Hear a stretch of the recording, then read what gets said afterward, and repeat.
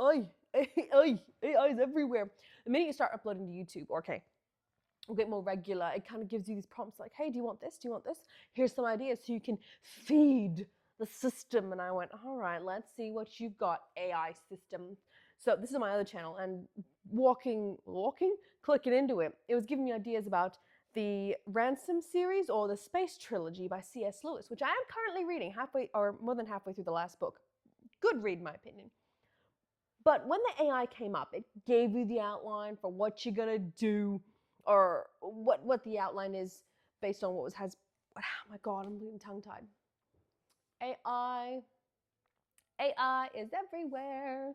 The minute you start uploading more regularly, probably not on this channel, my other channel, it has these prompts saying, look at this AI, have a look at it, use it for your next video. And I go, okay, maybe. Had a look, and one of the things that came up was the Space Trilogy, or the Ransom Trilogy by C.S. Lewis, which I am reading. I'm halfway through the last book. Do read it, it's a very good read. But when I was looking at the AI, whatever it spat out there, it was like a mixture of theology in space, which is not wrong. It's the whole thing. That's this whole book series about it. And if you've read any C.S. Lewis, you'll kind of know that he goes, Jesus, Jesus, Jesus. Very passionate about that. Not surprising from that fella. But I was reading the outline that the AI gives you, and I went, yeah, but that's not what I saw. That's what that's what other people saw, and you compile this to, like, this is what's good.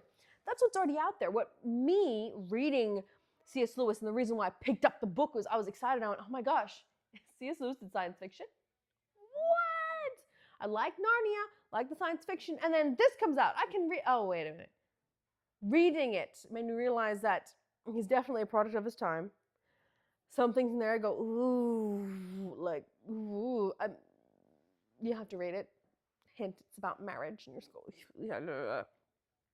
But his time frame, what? Late 30s, early to mid 40s, 1940s?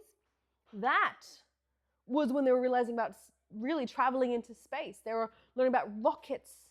So the idea to him about going into space was kind of shocking, because when you learn about the other planets that they visit from Earth, it's Mars, it's Venus. Which I'm sure back in those days was, oh, we can make it there. But now I go, what? Mars is just over there. Venus you don't want to go to because it's too dry and burnt up. We don't want to go there. Want to check out Mars. And then from there, we have a launch space to go past the asteroid belt into the outer planets. That reminds me of that movie, John Carter. That movie did look cool, but then you're like, you're just on Barsoom? You're just on Mars? Ooh. It wasn't that exciting because I've been exposed to what, like, that was a spark starting the day, but I've been exposed to all this other cool stuff. Think about Warhammer 40K, Star Wars, Star Trek. We're already out in the expanse and the other galaxies out there. Just going on Mars? Come on. So even though the AI was spitting out stuff that already has been done, and honestly, if you've read any C.S. Lewis, it's not surprising at all. You read C.S. Lewis, you're going to get some theology about Jesus in space. So I went, yeah, I guess you could say that, but that's not what I'm looking at. When I'm reading that, this is what I'm thinking. I'm thinking, wow, how we have progressed from Mars, and now to just Mars.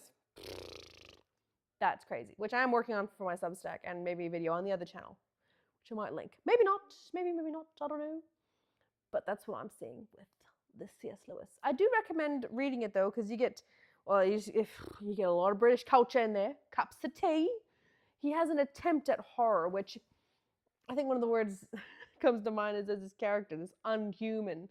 I'm going off on a tangent, I know, but unhuman character in book number 2 when the fellows are on Venus, Ransom and Watson, or Watson becomes the unhuman.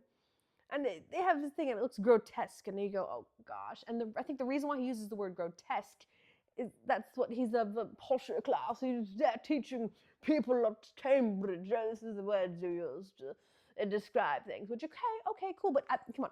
Stephen King, he's got some more poignant stuff. You go, whoa. So grotesque. It's almost a polite way of saying ew. When I just sat there and went, let me put this book down and think, all right, grotesque, what would be his thing? And then let my mind conjure up what it could be. And I'm thinking of a corpse deteriorating, slowly rotting, and this guy's battling it. That is what I'd say. Yeah, it makes more sense in grotesque. So whatever grotesque, I'm gonna imagine rotting flesh, bones exposed, and a dislocated jaw. So when the name Ransom is being said, it sounds more horrifying with a constant vocal fry, more of a monotone. I should write that down for my Substack. Okay, thanks for watching. Bye.